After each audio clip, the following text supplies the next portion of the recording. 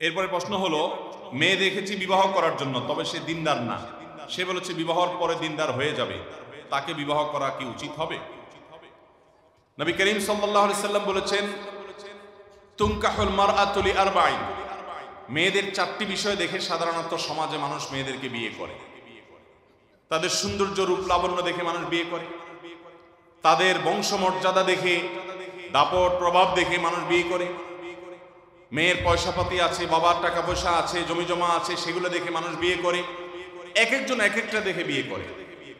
কিন্তু তোমরা বিয়ে করবে সব সময় দিনদারি দেখে, কোন মেয়ে আল্লাহর সাথে কত বেশি কানেক্টেড, সে আল্লাহকে কতটা চেনে, সে কতটা হালাল হারাম মেনটেন করে, সে কোরআন হাদিসের কতটা অনুসরণ করে, এটা দেখে তোমরা সেরকম ভালো মুত্তাকি পরহেজগার মানুষ দেখে বিয়ে করবে।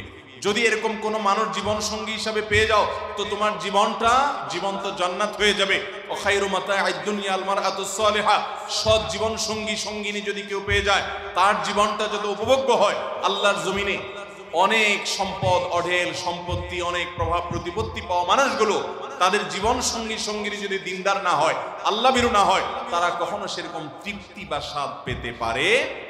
অতএব ইমানদার সবসময় দিনদারিতাকে দেখে বিয়ে শাদী করবে। নবী সাল্লাল্লাহু আলাইহি ওয়াসাল্লাম বলেছেন, ফাজফার বিজাতিদ দ্বীন, অতএব দিনদার জীবন সঙ্গী দেখে তুমি বিয়ে করবে, তাকে নির্বাচন করবে। বিধায় আপনি দিনদার মেয়ে দেখে বিয়ে করবেন, মেয়েরা দিনদার ছেলে দেখে বিয়ে করবে।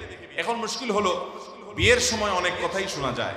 ছেলেরা কোনো মেয়েকে বিয়ে করতে গেলে মেয়ে পক্ষ বা মেয়ে বলে, হ্যাঁ দিনদার হয়ে যাবে, নামাজ পড়ে না কিন্তু আপনি পড়ায় নেবেন, শুনবে, অসুবিধা নেই। পর্দা করে না কিন্তু আপনি বিয়ে করেন, বিয়ের পরে সে পর্দা করবে, কথা শুনবে।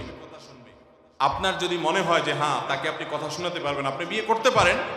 কিন্তু যদি কেউ রেডিমেড পায়, তাহলে সে আনরেডিমেড জিনিস কেন নিতে যাবে? ঠিক কিনা বলেন? অতএব যুবকরা, দিনদার না সে দিনদার হবে, সেটাতে কেন যাবেন যদি দিনদার আপনার হাতের নাগালে থাকে? আল্লাহ তাআলা আমাদেরকে দিনদার জীবন সঙ্গী সঙ্গিনী গ্রহণ করার তৌফিক দান করুন। যে আল্লাহকে ভয় করে তার সাথে আপনার জীবন যাপন হবে উপভোগ্য, আর যার অন্তরে আল্লাহর ভয় নাই তার সাথে আপনার জীবন যাপন কখনো উপভোগ্য হতে পারে। বিদায় আল্লাহ ভীরু জীবন সঙ্গী সঙ্গিনী আমরা তালাশ করবো ইনশাআল্লাহ।